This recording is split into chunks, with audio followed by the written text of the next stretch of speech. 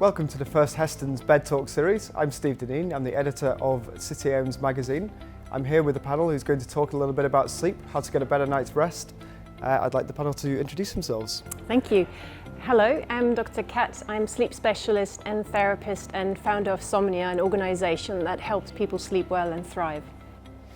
Hello, I'm Owen Evans. I'm a chiropractor and clinic owner of Backspace in Clapham, South London. Hello, I'm Sara DiCarlo. I'm the retail director for Heston's UK and Europe. Hi, I'm Laura Bond. I'm the nutritional therapist for Bodyism in Notting Hill. So, Dr. Kat, could you tell us a little bit about your relationship with sleep? Absolutely. So my relationship with sleep has probably been all my life because, like everyone else, I need to sleep. So we all need to sleep and we're all our own sleep expert. And I really want to stress that we all have an interest in sleep and, like I said, a sleep experience, whatever that may be. But for me, in addition to that, I'm also a sleep researcher, a scientist, a chronobiologist, so I'm also very interested in the body clock and circadian rhythms. And I sort of use that knowledge to help people better understand sleep, what they can do to improve their sleep, and also work with people who experience chronic sleep problems to sleep well again. And the reason that I do that is because I'm so fascinated by sleep and its role for our health and well-being generally. Owen, could you tell us a bit about the chiropractor's perspective? Yeah, absolutely. So dealing more with the physical body, of course. We spend so much of our lives asleep, around a third if you're lucky. That position that you find yourself in most often, and of course what you're lying on top of and how you're supporting your spine, your joints, is extremely important. So one of the main things I ask my patients when I see them is, how are you sleeping? Not just the quality of their sleep, how many hours, but also what position do they find themselves in? Are they in a good bed? Is the mattress the right age? Is it time to change it? How many pillows are they using? And those kinds of questions which affect our joints and tension in the body. And Sara, Heston's is one of the best bed companies in the world. Can you tell us a bit about the history of the company and how they are helping people sleep today? Yeah, so we started in 1852 and we're now on our fifth generation of Heston's CEO. Our mission really in Heston's is very simple. We're here to help people lead longer, happy and healthier lives, and that happens through sleep. As much as we're committed to selling our beds to our clients that walk in, we're also committed to helping them sleep better.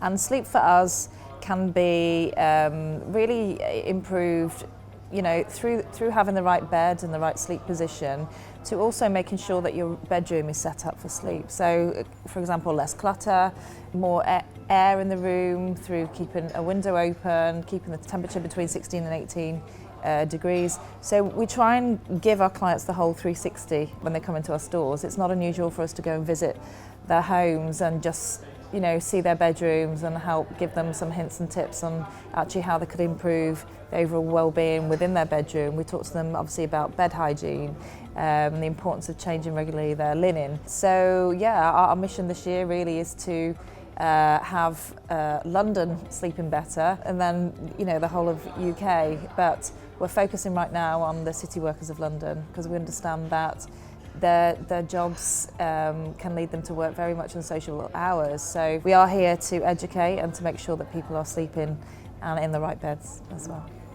Laura, what's your perspective from a nutrition point of view? So, I mean, lack of sleep has just such a dramatic effect on every aspect of our system. I mean, it can cripple our immune system, it can really mess with our hormonal health. And so at Bodyism, when I'm working with clients, whether we're dealing with weight loss or immune-related problems or hormone-related problems, sleep always comes into our discussion, and we really neglect it at our peril. I'd love to share with you, you know, some of the ways in which it affects us, because I think that's half the battle with clients, is really getting them to understand what a deep impact it's having on their lives and giving them a few specific examples. Then we talk through some really simple ways to change their routine, change their eating habits, talk about coffee, that all these things can add up to a better night's sleep. So I'm particularly interested in coffee. I drink a lot of coffee, and I'm an occasional insomniac as well. So how is that affecting my sleep? So how many coffees can I drink a day safely? I can see the paranoia in your eye. I know, don't take it away from me. Yeah, so caveat here, I would never tell clients to cut coffee because otherwise I would have no clients. It's true. But when I share some facts with people, I do try to get them to be more aware of the effect it's having on their own body and maybe experiment with cutting it for 10 days and seeing what a difference it can make. But the thing with coffee is, if we're really tired, it's just such an easy fix. It seems like such an easy fix to reach for a coffee. But on the flip side, it doesn't give us a chance to relax and find neutral. It's a drug that affects our adrenal glands and nervous system, and it makes us keep going even though our body wants to stop and sleep. I cut coffee 5 years ago, and it was the most profound thing I've done for my health. I suddenly slept through the night, my headaches disappeared, I was much more balanced, from a mood perspective. And this was a shock to me because I'd only ever had one in the morning, one coffee. So I was kind of stunned at what a difference it made. But I've come to learn that you can be a fast metabolizer of coffee, as I'm sure Dr. Kat knows, or a slow metabolizer. And if you're a slow metabolizer like me, it can take 20 hours for that coffee to leave your system. So if you have a latte at 8 in the morning, it's for sure going to be affecting your sleep at night. So some alternatives would just be literally an English breakfast, cup of tea with a dash of milk, oolong, green tea for a pick-me-up. These things do contain caffeine, but thanks to the tannins in tea, that caffeine is released more slowly, so you get more of a wave of energy rather than that peak and that crash. But once again, it's very personal, and from you, it might just be a case of experimenting with cutting down, seeing what you do with swaps, that kind of thing. So Dr. Kat, can you tell us a bit about how widespread a problem is lack of sleep, from full-on insomnia to disrupted sleep to just waking up feeling groggy? How widespread a problem is it, and what kind of effects does that have on people? So it is a widespread problem, and I think it's for various reasons. It's not a new problem that's just down to our society. It's probably much, much older. But when it comes to chronic insomnia, where it's like every night or very, very regular, it's about 10%. But then there's a further 30% of us who sort of complain about insomnia-like symptoms of having trouble to get to sleep, or sleeping through the night, or waking up very early in the morning. And if we don't get the sleep we need, and how much each of us needs is somewhat different, and also the timing is different, right? There is no one size fits all. Yeah, it has detrimental effects on our entire life, on our physical well-being. So our immune system, for example, is affected, weight control is affected, the risk of diabetes can go up, maybe certain cancer risks as well. There is sort of some association maybe, or research about Alzheimer's and lack of sleep or poor sleep. Again, it's not confirmed, we need more data there, but it could be, because we know the sleep is important for the brain to sort of cleanse itself. Then it is important for our performance. So our sort of cognition, our ability to think and do our job well, making decisions, weighing up the risk, the situational awareness, but also something like moral awareness is affected by lack of sleep. So we all have our moral principles, and they will not change, but our awareness when our principles are being violated by us, or we observe it in others, we are less likely to take action and say, hang on, you can't do this. Right? And this has real implications, not just if you're a judge, but also if you may be a business owner or an employee. It's about cutting corners or sort of turning a blind eye to something, or maybe the implications of the way you write a contract is much harsher than you actually would want to do. So again, it has implication on how we are with one another, and that's my last point. It sort of goes about emotional well-being and mood that's affected by lack of sleep. So we are much snappier, in particular with the people close to us. But of course it can also affect colleagues, or if you're client-facing, your clients. And so our ability to empathize and understand the other person, to read facial expressions accurately, all of that is diminished. Not just diminished, we tend to see more aggression in everything, and then obviously we will be more irritated and aggressive. And so you can see that the potential for conflict, jumps up. And again, in the work environment, that can have devastating effects. So it's really far-reaching, for our physical health, like Laura said, but then also our performance and mental health and emotional well-being. So it's really at the heart of many problems that you wouldn't necessarily associate with sleep. Yeah, absolutely. And I'm not saying that, lack of sleep is always the number one factor. Other things play into it probably as well, but it's often there. It's the lack of sleep and also what we call a misalignment of your body clock, of your circadian system, your inner timing system. Things become misaligned and then can also contribute to poor performance or poor health. Yeah, I think a lot of city workers have trouble with, they work late nights. I know at the moment with the stock market not doing particularly well, I had one city stockbroker who was saying that he was in the office until 4 a.m. taking calls from panicked clients. Yeah. So if you can't guarantee that you're going to be getting a good night's sleep or a certain amount of time sleep, how can you mitigate that? So it's hard, and I would just raise the question: how good was the advice of that person who was awake at 4 o'clock? Because our alertness also follows a 24-hour rhythm, and that sort of naturally rises in the morning. So in a way, you wouldn't need your coffee in that moment, because you're naturally rising. Then it dips around lunchtime. That might be a good opportunity for caffeine, just on that topic, if you want. And then it goes down, and we have the lowest point sort of between 2 and 6 a.m. Right, and we see these car crashes jump up immediately, drastically around that time. So, working at that time non-stop for almost 24 hours, as it sounds like. So again, the situational awareness, the decision making, the judgment, I just wonder, how solid that is. And I would probably say it's about, no, time out, I'm going to go and get some sleep. Because probably with the person you spoke to the next day, they won't be able to actually go home and sleep because there's so much happening. As you just said, they'll have to go to work again. So it's hard to mitigate because the body needs sleep. And when the body doesn't get the sleep it needs, it will just take it, which is a big problem for anyone who does long distance driving, fatigue on the road. It will just take it. And that could be in form of micro sleeps, and you miss a sign, you miss a stop. So it's about prioritizing. What do I prioritize, right? And there's short term and there's long term. And if I cut my sleep constantly in the short term because I need to attend to X, Y, Z, yes, I do this. Again, the quality of that work may be questionable. I don't know, but in the long run, it will have a detrimental effect on us. And Owain, so your role comes in when people do finally manage to get to bed. Can you give us some advice on how should we be lying? How can we get a better night's sleep once we finally get to hit the hay? Yeah, absolutely. I mean, I was just interested there with Dr. Katz's point, made me actually think of a point which is that tiredness also carries into our posture during the day.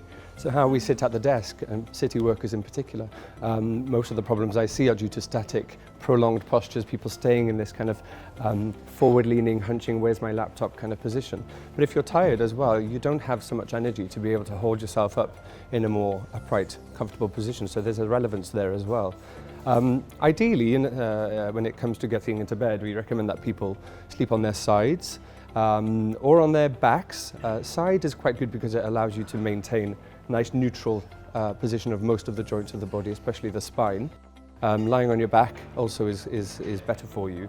Lying on the front, I think most people know that lying on their front is the absolute worst for the body, mainly due to the fact that most of us will have to turn our heads into one direction or the other to breathe. The problem is also that the arms end up usually going above the head somewhere under the pillow or any other position. So lying on your side, lying on your back. Pillows can be used as well, so pillow between the knees if you're lying on your side helps to keep your hips and pelvis in a nice neutral position. Or lying on your back with a pillow under your knees as well gives you extra comfort.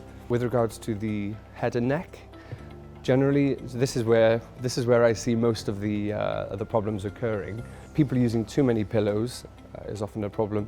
If you're lying on your back, the upper back is slightly more pronounced than the back of the head.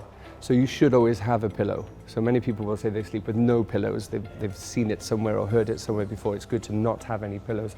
I disagree with this because you need something to support the neck. At least one pillow. Of course, it depends on the material of the pillow as well, how supportive it is. So if you've got something which is very large and fluffy, but when you put your head on it, it collapses to a centimetre in thickness, that's not really going to do much. So something that does actually give you some support. If you're lying on your side, it should be even thicker because of the distance between the side of the head and the side of the body needs to be ideally filled to keep the head in line with the sternum, or the chest bone, the nose and the sternum, so that you're not tilting towards the mattress or away from the mattress. So keeping the head in line with the body is the ideal. And what kind of problems do you get if you are sleeping incorrectly? What your clients who come to you, what sort of problems are they exhibiting? Yes, so usually problems which are going to be caused, more likely to be caused by these uncomfortable sleep positions would be neck problems, so neck pain, headaches relating to that neck pain as well, shoulder problems as well, especially people with arms above their heads or lying on their arms like this, end up putting the shoulder in an end range position where the structures can pinch at the top there, so shoulder problems especially. And then people who already have problems which are exacerbated by poor sleep posture, like disc problems, for example, lumbar spine prolapsing or bulging discs. We recommend that people sleep on their sides or backs with the pillows, like I said, under the knees if you're on your back, or between the knees if you're on your side. And I guess you end up in a vicious cycle. If you're not sleeping properly, then you're in pain and you're not sleeping properly the next night because of that, and it just gets worse and worse. One company that can hopefully help people avoid this is Heston's. Can you tell us a bit about what is special about your beds? Yeah, so well, there's many things that are special about our beds, so I could talk to you for hours about them. But I think it starts with when you come into the store and we do muscle tests on our clients. And we do muscle tests because we want the client to identify what it feels like to sleep on something hard, for example, because majority of our clients have this belief that firm bed is the best bed you could possibly be on. And we don't believe that's true. So we start with a muscle test to show them the hardest surface, which is the floor, how your muscles are feeling. And actually when you feel the client, they can actually feel the tenderness within the belly of those muscles. And then we put them on a bed and we do the same test and repeat it. And depending on each of the beds, the client feels a difference in their muscles, and once those muscles are relaxed, we know we found the correct bed. So I guess with Heston's we like to start on the physical side of things. We have several different beds within our stores, all with different tensions, all with a different feel. So we don't tell generally the client if we're putting them on a medium or a soft, because we want their body to tell them if that's the correct bed. Clients that we get in, have sometimes they have sleep issues, sometimes they have physical issues. So we have to be very cautious and have to really understand the true health picture of our clients when they come in. And I think our beds are world class, and when we fit a client in bed, we tell them they have to lay in. It must be a feeling of laying in the bed rather than on the bed, because it goes back to Owen's point on that we have to protect the shoulder and the hip alignment when they are sleeping on their sides, because there's a lot of weight bearing pressure on the hips. So we will feel and make sure that their body is in the bed rather than on the bed. Our beds are made of natural materials, and now in this kind of moment, I think there's a world sleep economy, and we're seeing a big emergence of brands that will send you next day delivery, a rolled up mattress straight to your front door. And I believe, we never question why there's that little sign that says, your bed may smell for, your mattress may smell for 5 days. And the reason why it does is it's petrochemicals. The only way you can roll a mattress up and put it in a box is because it's memory foam, and memory foam obviously is made up of petrochemicals. So we do get clients that come in who have been experiencing headaches, who are waking up regularly in the night because they're hot, because they're sleeping on memory foam.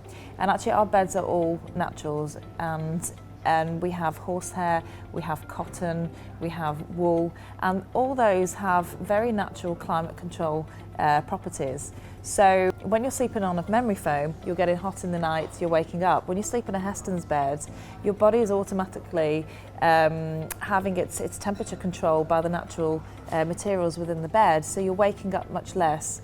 The way our beds are structured, with the pocket springs, you will not feel your partner move on his or her side of the bed. which is another thing that really aids sleep and helps you sleep longer. You know, for us, we're about educating our clients, as I've said before, in our stores. So Heston's, you come in and you buy the bed, but also we want you to sleep. There's no point me giving you a bed and thinking that it's going to solve all your sleep problems. We're here to make sure that all our clients sleep well, and so we will talk to them about, you know, when they have their coffees.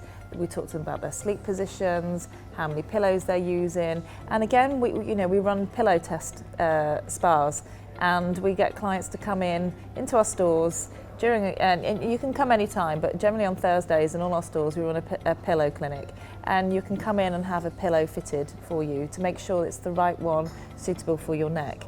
And again, back to Owen's point, we all have, some of us may have wider shoulders, some more narrow. The thickness of the pillow, really makes a difference, and how you mould that pillow to your neck. I mean, right now we talk about health and well-being, but also we have a real threat right now, which is the virus, which is sadly sweeping the world, and this goes back to hygiene in sleep. And when we look at memory foam mattresses, for example, the heat is a perfect environment. When we expel the water throughout the night, our body naturally will dispel water, which obviously gets absorbed by the mattresses that we're sleeping on. And with memory foam, it has nowhere really to go. So with the heat of our body, with the moisture, it's a perfect breeding ground for bacteria. With a Heston's bed, it's all natural materials. And also of those natural materials, many of them are antibacterial, naturally antibacterial, and also they naturally wick away water. So what we find is that in moments where we're ill, or we should be washing our bedclothes at least once a day, twice a day ideally. But equally, if we are having moments of flu or something excessive, which is highly transferable, then actually we should be looking at the end of our illness to dispose of our pillows and our duvets and buy new ones in order to promote better hygiene and health within the bed.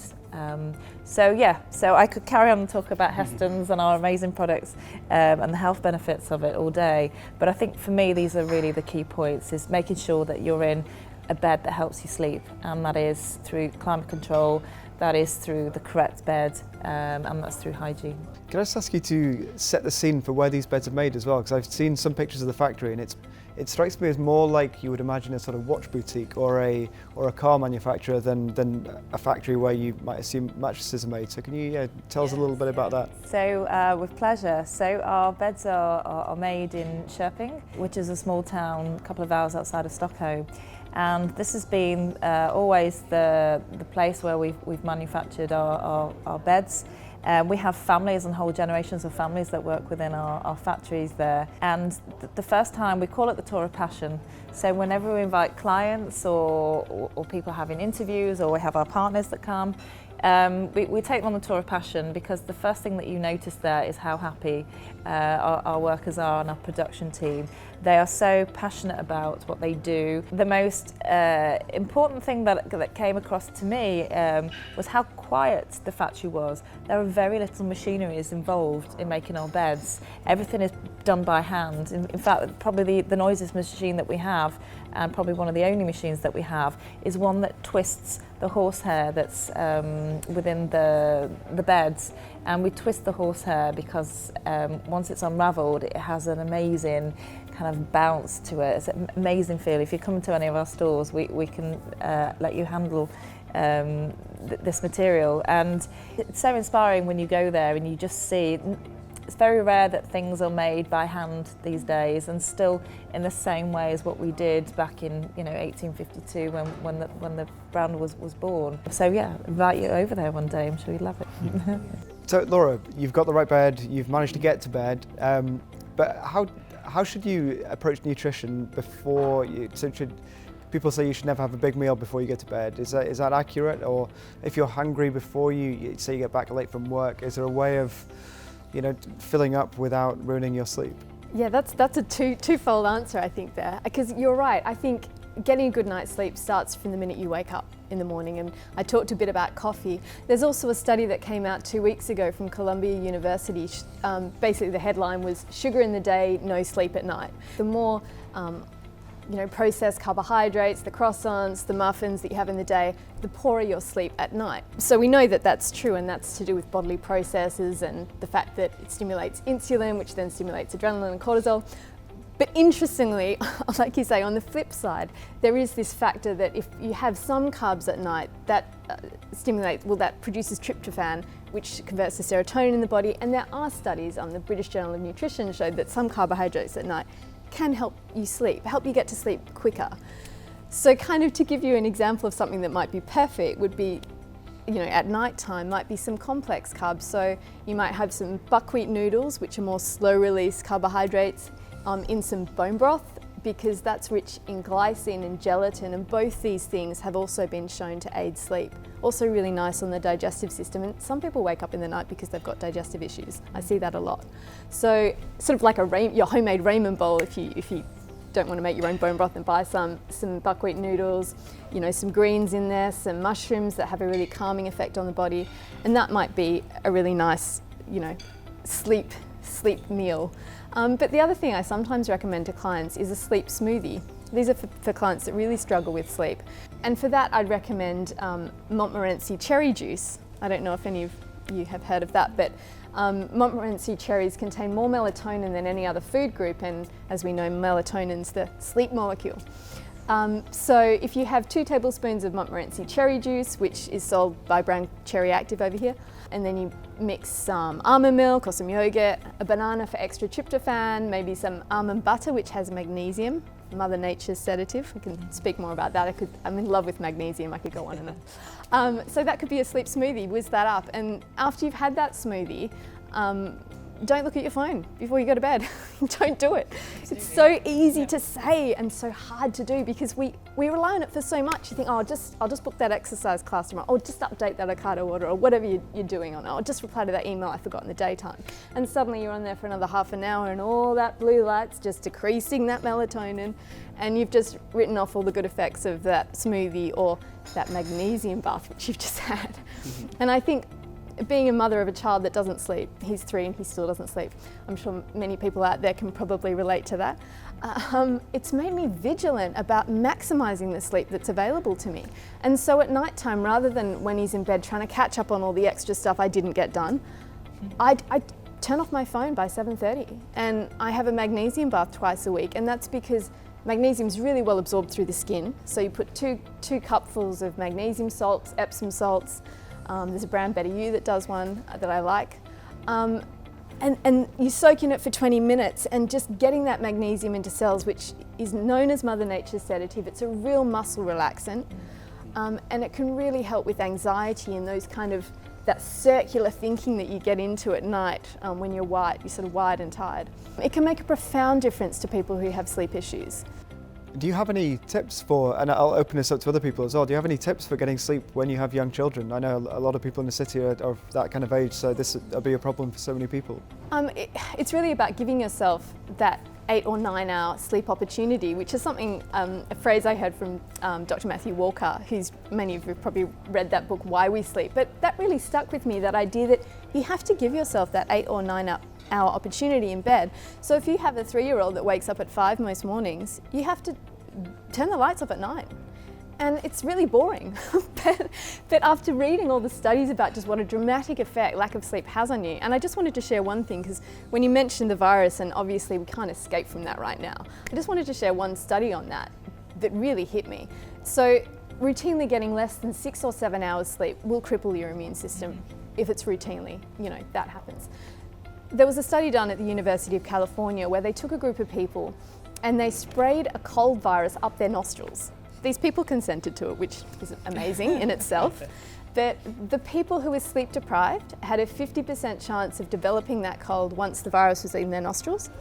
The people who had 7+ hours were only 18% likely to get a cold after it was sprayed directly up their nostrils. And I mean, that really provides pause for thought in the current climate.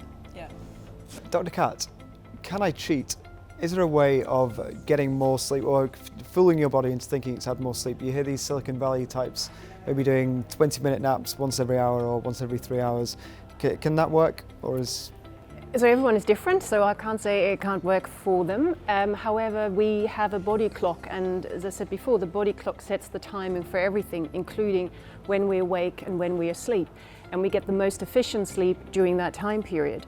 Going to bed early is something that a lot of people will do to kind of, if they know on the other end, I won't be able to sleep that long. But the problem that can lead to is that because the clock hasn't said, it's sleep time yet, they find themselves lying in bed and actually struggling to get to sleep and then worrying about, my God, why can't I sleep? And that can then trigger insomnia, right? And it's purely down to they have gone to bed too early. And if you talk to pilots, flight attendants who are on an early shift, they may try to go to bed at 8 p.m, but their clock hasn't said it's sleep time yet, and then they really struggle, right? So I'm, always in awe for any flight attendants and pilots. I've spoken to many of them. So for me, this polyphasic sleeping, what you're alluding to, is not something really the human body is designed to do. It may be that we have sort of a nap period in the afternoon, and there are nappers and non-nappers, but the main period is overnight, right? It's when the darkness comes, and that's when melatonin is secreted, and melatonin is a signal for the body released in a way by the clock to tell the rest of the body it's nighttime. So it's not a sedative or anything, it is a signal to every body cell, hey, it's nighttime. And then the cells will know, or your organs, your liver, your stomach, what to do. And then it's rest period, if that's how you are designed as a cell. And so for me, again, it's about making the nighttime, really that sleep there, a priority. And there are certain groups that won't, because they're shift workers. And again, I think we should be grateful to each single one of them, where they have to sleep during the day. And that is very, very difficult, not just because it's light outside. I mean, you can make it dark inside your home, but your surrounding can be very noisy. And I remember once being, I think it was in New Zealand, where a lot of people said, the other people, they're just always mowing their lawn, and that's disrupting my daytime sleep. And there's just things you can't do much about. So it is very difficult. Again, I'll open this one up to the whole panel. A lot of people sleep with someone else in their bed, which can be difficult. My girlfriend has restless leg syndrome, which is when she's falling asleep, she gets a sort of feeling of vertigo and kicks out. So sometimes I'll just be on the cusp of falling asleep and I'll get a kick to the shin, quite a severe kick to the shin sometimes as well. It's other ways of mitigating sleeping with other people. I mean, she's been recommended maybe a sort of heavy blanket, which maybe keeps you a bit more stable when you're sleeping. But are there any other tips for that kind of thing? Or maybe with children and pets as well? First of all, because of how our beds are constructed, what probably wakes you up, I can't help you if your girlfriend's going to kick you in the ankles, but one of the benefits of our beds and what our clients love about it is because they might have a partner who is very tosses and turns most of the nights, and depending on the construction of the bed they're sleeping in, it wakes them up as well, the movement. And with our beds, you will not feel a partner moving around. You can split the tension within the bed. So if your partner is, for example, a soft sleeper, should be in a soft bed and more laying into the bed, and therefore technically her movement should be less because she's more cocooned within the bed. And if you're a medium, your body type is more suited to a medium mattress, your half could be medium. So again, I can't help with the kicking, but what you can do is try and mitigate that through split tension mattresses and the partner being in a more suitable tension on their part, and also not feeling the move as much in the night. And again, if they've got restless legs or tossing and turning, it will definitely make a difference to your quality of sleep. I was going to say many of our patients who have shoulder problems, we encourage that they don't sleep on the bad shoulder. So I would ask them to put a pillow under their arm, or to stop them turning over in the night, to put pillows up the sides of the legs to build a bit of a wall that kind of makes it harder for them to turn onto their side, which might help in your case. You've got a bit of a shield there to stop the kick being perhaps so uncomfortable. So that'd be my number one tip for that. I was also going to say that stretching before bed is another thing I like to recommend for patients who do have tension and stress to help them get a good night's sleep. So just a last thing you do before you get into bed, stretching the spine, touching your toes, bending backwards to the sides, overhead arm reaching, shoulder circles, neck in every direction. Those kinds of things just help the body to release that tension that's accumulated from staying still all day, and to start the day in the same way. It's a good way to connect with your body and to feel, do I have tension in my body? Trying to touch your toes again in the morning, slowly, bending backwards, same kinds of movements, and just seeing what's going on. It's another thing I highly recommend. This might be another one for you, Dr. Cat. Sleep trackers, how do you feel about them? Is the information we get from them helpful? Is it helpful? That's a very good question. So first of all, I'd say that right now, most of these tracker devices aren't accurate enough. So the information you're getting is unlikely to be true. And there's always a question how true is, of course. What we see is that some people get so attached to what the tracker device is telling them that actually they are normal sleepers, they're fine, they're healthy sleepers, but because of what the device is telling them, they then develop a sleep disorder, and that's called orthosomnia. That's one of the newest sleep disorders. So for me, I'm very, very careful with trackers. I'm not saying you can't wear a tracker, but when you look at it, look at it with a sort of pinch of salt, and also listen in. It's a little bit what you just said, sort of checking in with the body in the morning. So how do I feel? How alert am I? And also bearing in mind that some people, like myself, I wake up and my alertness is there.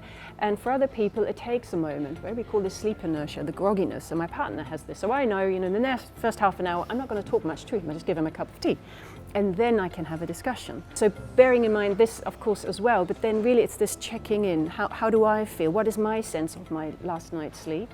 And then looking at the device and just being like, oh yeah, it says something different, or maybe it says the same, but not getting so focused and believing every little dot and number it is giving. So does anyone have any final comments before we wrap things up? I just wanted to mention something about weight loss. If you're really struggling with weight loss and you're not sleeping, it's going to be more of an uphill battle. We know that when you're not getting enough sleep, you have more of the hormone ghrelin, which makes you hungry, and less of the hormone leptin, which makes you full. And this is a guaranteed recipe for weight gain. And we know that people who routinely don't get enough sleep end up eating about 300 calories more per day, which is like an extra roast chicken sandwich per day. So it's a really big part of the equation if you're trying to lose weight, is to get on top of your sleep. So Sarah, how can people find out more about Heston's Beds? Yes, so if you live in London, we have 4 stores, one in Notting Hill, Fitzrovia, Chelsea and Harrods. We also have our website, www.hestons.com. On the website, you'll find everything that you need to know about our beds, but also a bit more about the science of sleep and about our wonderful history of our brand. So our doors are open, obviously, to all clients to come in.